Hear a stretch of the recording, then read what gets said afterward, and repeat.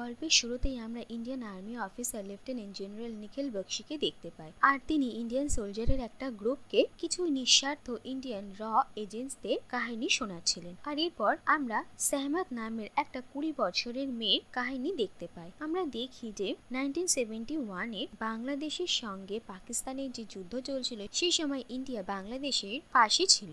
আর হিদায়ত খান নামের একজন ইন্ডিয়ার ইন্টেলিজেন্স এজেন্ট, যে কিনা পাকিস্তানি ইনফরমেন্ট হিসেবে কাজ করত, তার সঙ্গে পাকিস্তানের আর্মি অফিসার পারভেজ সৈয়দের ভালো বন্ধুত্ব ছিল। আর পারভেজ সৈয়দের কাছ থেকে হিদায়ত অনেক ইনফরমেশন পেতেন। আর হিদায়ত পারভেজ সৈয়দের কথা শুনে এটা বুঝতে পারেন যে পাকিস্তান ইন্ডিয়ার বিরুদ্ধে একটা বড় ষড়যন্ত্র করছে, যার ফলে ইন্ডিয়া যাতে বাংলাদেশের সঙ্গে আর না থাকতে পারে। কিন্তু এরপরই এটা জানা যায় যে হিদায়তের লাং ক্যান্সার রয়েছে আর তিনি বেশি দিন বাঁচবেন না। তাই পাকিস্তান ইন্ডিয়ার বিরুদ্ধে যে কি প্ল্যানিং করছে সে কথা তিনি জানতে পারবেন না আর দেশে সাহায্য করতে পারবেন না। তাই হিদায়ত একটা বুদ্ধি বার করেন। তিনি তার 20 বছরের মেয়ে সেহমতকে এই কাজে জড়ানোর কথা ভাবেন। আর আমরা দেখি যে সেহমত দিল্লি ইউনিভার্সিটিতে পড়াশোনা করত। আর এরপর হিদায়ত তার মেয়েকে বাড়িতে ডেকে পাঠান। আর এরপর তিনি সেহমতকে নিজের অসুস্থতার কথা বলেন আর তাকে তার কাজ করতে হবে এই কথাও বলে। আর সেহমত তার বাবার এক কথায় রাজি হয়ে যায়। আর এরপর দেখা যায় যে হিদায়ত পারভেজ সৈয়দের ছোট ছেলে ইকবাল সৈয়দের সঙ্গে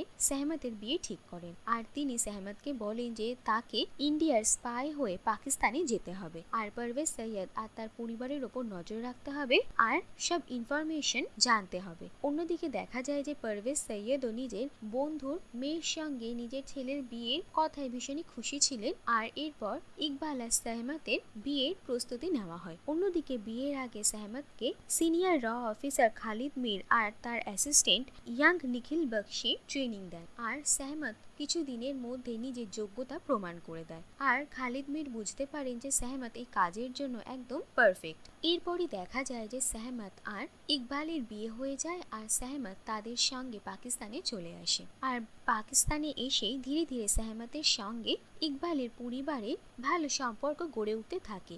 সেহমতকে বাড়ির সবাই আপন করে নিয়েছিল, কিন্তু শুধুমাত্র পারভেজ সৈয়দের অনেক পুরনো আর বিশ্বাসী চাকর আব্দুল সেহমতকে একদম পছন্দ করতো না আর তার সেহমতের ওপর একটা সন্দেহ ছিল। যাই হোক, এরপর দেখা যায় যে ইকবাল আর সেহমতের মধ্যে ধীরে ধীরে একটা সুন্দর সম্পর্ক গড়ে ওঠে।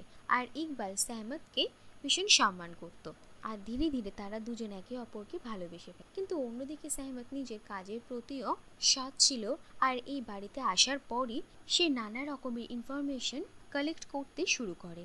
আর পারভেজ সৈয়দের অফিস থেকে সে নানা রকমের ফাইলস ঘেটে যা যা তথ্য সংগ্রহ করতো সেই সব তথ্য কোড ল্যাঙ্গুয়েজে কিংবা সিক্রেট কমিউনিকেশন চ্যানেলসের থ্রুতে ইন্ডিয়া পাঠিয়ে দিত। আর এরপর একদিন খবর আসে যে সেহমতের বাবার মৃত্যু হয়েছে। আর এরপর সেহমত ইকবালের সঙ্গে ইন্ডিয়াতে আসে আর সে কিছুদিন তার মায়ের সঙ্গে থাকে। আর তারপর সেহমতকে আবার ফিরে যেতে হয়। এরপরই দেখা যায় যে পারভেজ সৈয়দের প্রমোশন হয় আর তিনি মেজর জেনারেল হয়ে যান, যার ফলে আর্মি অথরিটির বেশিরভাগ ডকুমেন্টস আর মিটিং পারভেজ সৈয়দের অফিসেই হতো।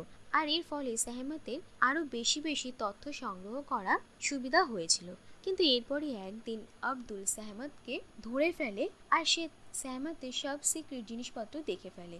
আর সে তাড়াতাড়ি পারভেজ সৈয়দের কাছে গিয়ে এই সব কথা জানানোর চেষ্টা করে, কিন্তু সেহমত আব্দুলকে আটকানোর অন্য কোনো রাস্তা খুঁজে না পেয়ে তাকে গাড়ি চাপা দিয়ে মেরে ফেলে। আর এই ঘটনাতে সেহমত ভীষণই প্রভাবিত হয়। অন্যদিকে আব্দুলের পুরোপুরি মৃত্যু হয়নি আর সে হসপিটালে অ্যাডমিট ছিল, কিন্তু মৃত্যুর আগে সে পারভেজ সৈয়দের বড় ছেলে মেহবুবকে সেহমতের নাম বলে যায়। আর এরপর মেহবুবের সন্দেহ হতে থাকে আর তিনি এরপর ছানবিন করতে থাকেন। আর ফাইনালি সেহমতের সম্পর্কে মেহবুব কিছু তথ্য সংগ্রহ করেন আর তারপর সে তার হায়ার অথরিটিকে এইসব কথা জানাতে যাবে তার আগে সেহমত মেহবুবকেও পয়জন ইনজেক্ট করে তাকে মেরে ফেলে। আর এরপর সেহমত তার সমস্ত সিক্রেট জিনিসপত্র আব্দুলের ঘরে রেখে আসে আর সে আব্দুলকে এই সব কিছুর জন্য দোষী সাব্যস্ত করতে চায়। কিন্তু ইকবাল কিছুতেই এটা মানতেই চায় না যে আব্দুল তাদের সঙ্গে বেইমানি করছিল আর সে একজন ইন্ডিয়ার স্পাই।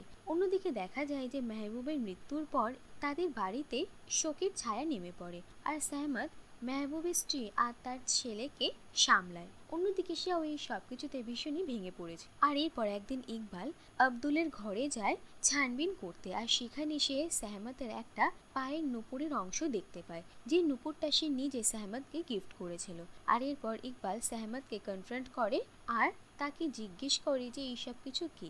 আর সেহমাত বলে যে সে যা কিছু করেছে তার দেশের জন্য করেছে। আর ইকবাল সেহমাতকে জিজ্ঞেস করে যে সে যে এতদিন তার সঙ্গে ছিল সেই মুহূর্তগুলোর মধ্যে কোনো সত্যতা ছিল কিনা। আর ইকবাল সেহমাতকে বলে যে সেহমাত যদি সত্যি বাঁচতে চায় তাহলে সে এখনই ইকবাল আর নিজেকে মেরে ফেলুক, না হলে তার আর এখান থেকে পালানোর কোনো পথ নেই, কারণ ইকবাল এই সব কথা এবার তাদের হায়ার অথরিটিকে জানাবে। কিন্তু এরপরই সেখানে তাদের ফ্যামিলি ফ্রেন্ডের একটা বাচ্চা চলে আসে, আর সেহমাত তাকে ঢাল বানিয়ে সেখান থেকে চলে যায়। আর ইকবাল সেহমাতের এই রূপ দেখে ভীষণই অবাক হয়ে যায়। এরপর আমরা দেখতে পাই যে সেহমাত সেখান থেকে কোনো রকমে পালিয়ে যায়, আর অন্যদিকে খালিদ মিরও তার টিমের সঙ্গে পাকিস্তানে চলে এসেছিল। আর সেহমাত খালিদ মিরের সঙ্গে কন্ট্যাক্ট করার চেষ্টা করে। এরপর দেখা যায় যে ইকবাল আর বাকি অফিসাররা সেহমাতকে একটা মার্কেটের মধ্যে ধরে ফেলে। আর খালিদ মির এটা বুঝতে পারেন যে সেহমাত যদি তাদের হাতে পড়ে যায় তাহলে অনেক ইনফরমেশন লিক হতে পারে, তাই তিনি সেখানে বম ব্লাস্ট করে দেন, যার ফলে ইকবাল সমেত সেখানে যারা উপস্থিত ছিল সবাই মারা যায়। আর খালিদ মির মনে করেন যে সেহমাতও হয়তো মারা গেছে। এরপর খালিদ মির তার টিমের সঙ্গে এখান থেকে বেরোনোর তোড়জোড় করছিলেন, সেই সময় সেহমাত তাদের সিক্রেট জায়গায় এসে পৌঁছয়। আর খালিদ মির সেহমাতকে জীবিত দেখে অবাক হয়ে যান।